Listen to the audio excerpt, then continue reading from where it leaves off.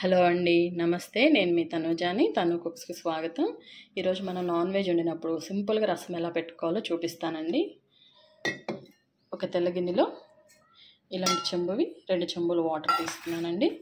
దీనిలో కావాల్సిన పదార్థాలు సాల్టు, పసుపు, ఇంత చింతపండు కడిగి ఏరు పెట్టుకున్న చింతపండు, ఉల్లిపాయ, ఎండుమిర్చి అండి. ఇందులో కారం ఏమి యాడ్ చేయం కాబట్టి ఎండుమిర్చి కొంచెం ఎక్కువ వేసుకోవాలి. ఇంట్లో ఫ్రెష్గా నూరుకున్న అల్లం వెల్లుల్లి పేస్ట్. ఇప్పుడు తయారీ విధానం. ఇప్పుడు ఈ వాటర్లో మనం పసుపు, కోసి పెట్టుకున్న ఉల్లిగడ్డలు, ఎండుమిర్చి, ఈ చింతపండు, ఈ సాల్ట్ వేసేసుకుని ఒక ఫుల్ హాఫ్ స్పూను అల్లం వెల్లుల్లి పేస్ట్. ఇంతే అండి, సింపుల్గా.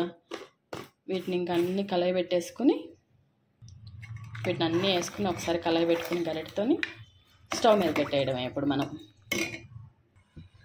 నేను స్టవ్ మీద పెట్టేసానండి.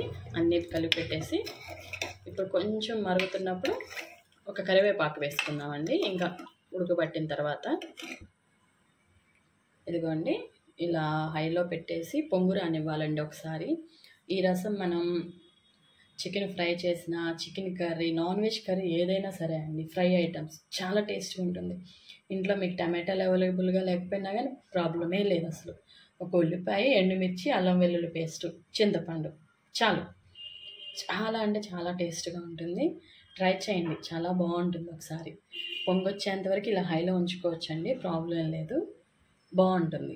పొంగు వచ్చిన తర్వాత మాత్రం మీడియం ఫ్లేమ్లో పెట్టేసి ఉడకబెట్టుకుంటే సరిపోతుంది. ఈ రసం ఉడికిందని మనకి ఎలా తెలుస్తుందంటే, ఉల్లిపాయ బాగా మెత్తబడేదాకా మరగనిస్తే చాలండి. మనం ఆ వాటర్లో ఆ పులుపు, ఆ కారము అంతా రెడీ అయిపోతుంది ఇంకా మనకి. అప్పుడు టేస్ట్ చాలా బాగుంటుంది. లాస్ట్కి తిరిగి పెట్టుకుని కొంచెం బెల్లం వేసుకోవాలండి. అసలు నేను అది వీడియో కూడా మీకు పెడతాను, బెల్లం వేసినప్పుడు కూడాను. ఇప్పటికైతే ఇది పొంగి వచ్చంగానే మనం రెడీగా ఉంచుకున్న కరివేపాకు వేసేద్దామండి. ఈ రసం మనకి జలుబు చేసినప్పుడు తింటే కూడా చాలా బాగుంటుందండి, నోటికి రుచిగా ఉంటుంది. మీరు నాన్ వెజే కాదు, వెజ్ ఫ్రైలు ఉన్నప్పుడు కూడా చేసుకోండి, చాలా బాగుంటుంది. ఇదండి, ఇప్పుడు మన రసం పొంగి వస్తుంది. ఒకసారి తిప్పుకుని కొంచెం ఫ్లేమ్ తగ్గించేసుకుందామండి. ఎందుకంటే ఈ రసాలు పొంగకూడదండి, ఈ పైన ఉండే తేటలోనే మనకి చాలా టేస్ట్ ఉంటుంది అన్నమాట. ఇప్పుడు నేను కరివేపాకు వేసేసుకుంటున్నాను. ఇంక ఇవి మరగనిచ్చేద్దామండి. ఉల్లిపాయ మెత్తబడేంత వరకు మరిగితే తర్వాత మనం తిరగమాత పెట్టేసుకోవచ్చు. మన రసం రెడీ అయిపోతుంది.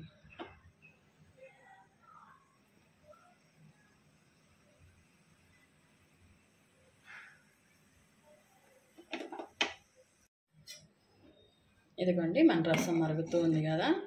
ఉల్లిపాయ 25% ఉడికిపోయిందండి. 25 కాదులేండి, 30% ఉడికిపోయింది, మెత్తబడింది. ఇంకా కొంచెం సేపు అండి, ఇంకొక 10 మినిట్స్ ఉడికిచ్చేసామంటే మన రసం రెడీ అయిపోతుందండి. ఇదిగోండి, మన రసం దాదాపు మరిగిపోయిందండి. ఇందులో మనం కట్ చేసి పెట్టుకున్న కొత్తిమీర, అలాగే మీకు బెల్లం అని చెప్పాను కదా, బెల్లం యాడ్ చేసేయాలండి. వేసాక బెల్లము కొత్తిమీర వేసాం కదండి, ఒక 2-3 నిమిషాలు అట్టు పెట్టుకుని తిరగమాత పెట్టేసుకోవడమేనండి. ఇప్పుడు తిరగమాత కోసం గిన్నె పెట్టానండి. దాంట్లో నూనె వేసి, ఒక గరిటె నూనె వేసి ఫస్ట్ వెల్లుల్లి వేసానండి, తర్వాత ఆవాలు వేసాను, తర్వాత జీలకర్ర. అంతే అండి, ఇంకేం వేసుకోవద్దు తిరగమాతలో.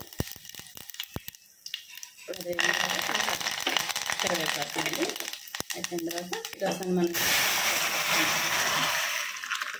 అంతే అండి, టేస్టీ రసం రెడీ. మీకు ఈ వీడియో నచ్చితే లైక్ చేయండి, షేర్ చేయండి అండి. ప్లీజ్ సబ్స్క్రైబ్ చేసుకోండి. థ్యాంక్ యూ ఫర్ వాచింగ్ అండి.